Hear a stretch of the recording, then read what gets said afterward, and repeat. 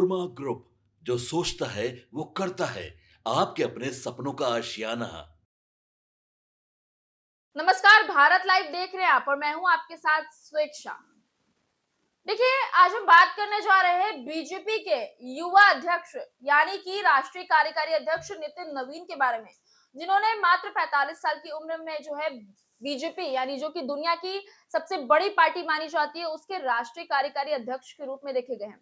देखिए, उनको पद तो मिल गया है, हालांकि पूर्ण रूप से राष्ट्रीय अध्यक्ष बनने के लिए अभी भी लगभग 10 से 15 दिनों का इंतजार करना होगा, क्योंकि इसको लेकर भी चुनाव वगैरह किए जाएंगे और कई खबरें जो है लगातार सामने आती ही रहती है नितिन नवीन को लेकर। अभी हाल ही में आपने देखा होगा, नितिन नवीन जैसे ही राष्ट्रीय कार्याध्यक्ष के रूप में देखे गए उसके बाद से बिहार वापसी की।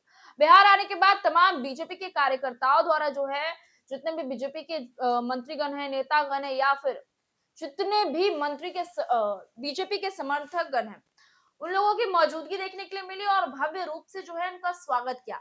लेकिन अब तमाम चीजों के बाद जो बीजेपी के राष्ट्रीय कार्यकारी अध्यक्ष यानी कि नितिन नवीन है, वो सक्रिय नजर आ रहे हैं। बिहार की राजनीति के साथ साथ अब देश भर की जितनी भी राजनीति है, हलचल है, जितने भी कार्यक्रम है, उनमें उनकी उपस्थिति देखने के लिए मिल रही है और इसके बाद अब वो लगातार बैठक करते हुए नजर आएंगे और बीजेपी को एक नई राजनीति की तरफ, एक नई रणनीति की तरफ जो है मोड़ देते हुए नजर आएंगे। इसी बीच आपको बता दें तो किस तरीके से राष्ट्रीय संगठन मंत्री और सह संगठन मंत्रियों के साथ बैठक कर विचारों का भी आदान प्रदान करेंगे।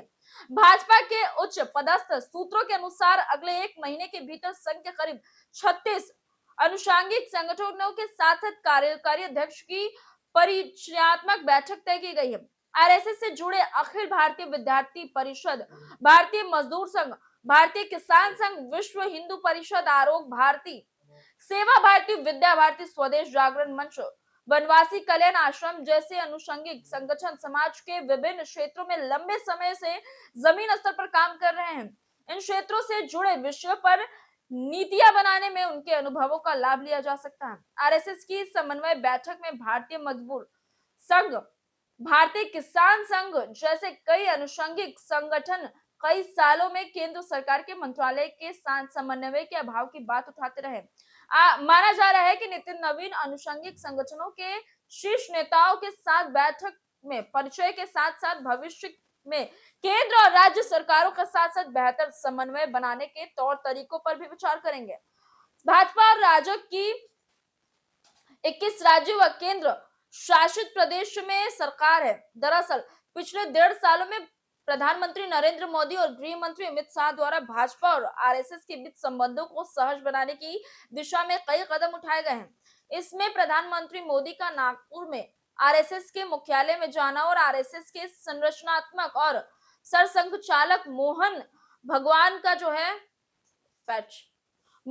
भागवत का प्रधानमंत्री आवास पर जाने जैसे कदम शामिल है। इसके साथ ही प्रधानमंत्री लाल किले की प्राचीर से भी आरएसएस के राष्ट्र व समाज निर्माण में योगदान की प्रशंसा कर चुके हैं और ये तमाम प्रशंसाएं जो है और तमाम चीजें, जिस तरीके की एक्टिविटी अभी हमने आपको खबर के माध्यम से बताई, ये कुछ अलग ही इशारा कर रहा है। इसके बाद अब बीजेपी में नए राष्ट्रीय कार्यकारी अध्यक्ष यानी नितिन नवीन जी आ चुके हैं। इनके आने के बाद भी ये माना जा रहा है कि इनके पास जितना भी अनुभव है, क्योंकि इन्होंने जमीनी स्तर से काम किया, इनके तमाम जितने भी अनुभव है उनका लाभ लिया जाएगा और कहीं ना कहीं इन तमाम चीजों को जो है एक बार फिर से बिहार के साथ साथ पूरे देश भर की राजनीति को नए मोड़ देने की जो है तैयारी चल चुकी है। और इसके बाद और बता दें तो नितिन नवीन जो है वो लगातार मेहनत कर रहे हैं, लगातार काम करते हुए नजर आ रहे हैं। एक के बाद एक एक्टिविटी उनके हमारे सामने आ रही है कि किस तरीके से वो बीजेपी का कार्यभार संभाल रहे हैं और कार्यभार ना केवल उन्हें राष्ट्रीय कार्यकारी अध्यक्ष के रूप में देखा गया, बल्कि उस हिसाब से वो अपने काम और अपने प्रदर्शन को भी बढ़ावा दे रहे हैं। फिलहाल इस खबर को ये छोड़े चलते हैं। मैं स्वेच्छा, बने रहे भारत लाइव के साथ। आपके सपनों को हमने सजाया है, ई होम्स पैनोरामा को हमने बनाया है। ई होम्स मेरा एक सपना था जिसपे मैं पिछले 4 साल से काम कर रहा था। हमने जो बनाया है वो सबने है माना। ई होम्स पैनोरामा में हो आपका भी आशियाना। और फाइनली हमने 2021 में इस प्रोजेक्ट को लॉन्च किया। बहुत लोग अप्रिशिएट कर रहे हैं कि पूर्णिया जैसे शहर में, बिहार के, एक तो बिहार की बात करें उसमें भी पूर्णिया जैसे छोटे जगह में इस तरह का लाइफस्टाइल देना, ये सुन के हम लोगों को बहुत अच्छा लगता है। ई होम्स में हमने कुछ और भी किया है, जैसे हम जिस जगह में रह रहे हैं हमारे फैमिली सिक्योर हो, उनको सिक्योरिटी का ध्यान में रखा है।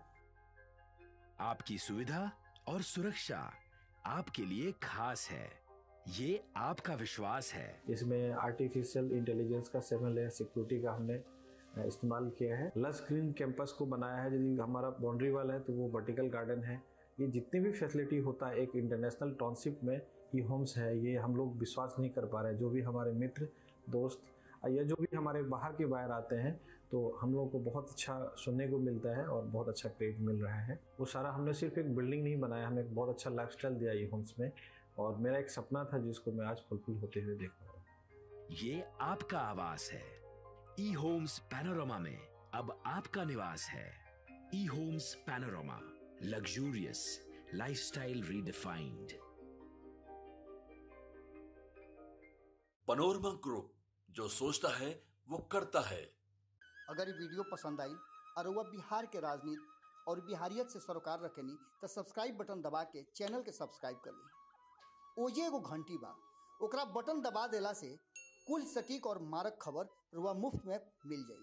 अगर रुआ पत्रकारिता के हमनी के नया प्रयोग में सहयोग कर चाहतानी तो ज्वाइन बटन दबा दी। पेटीएम नंबर नोट कर ली 9386816700।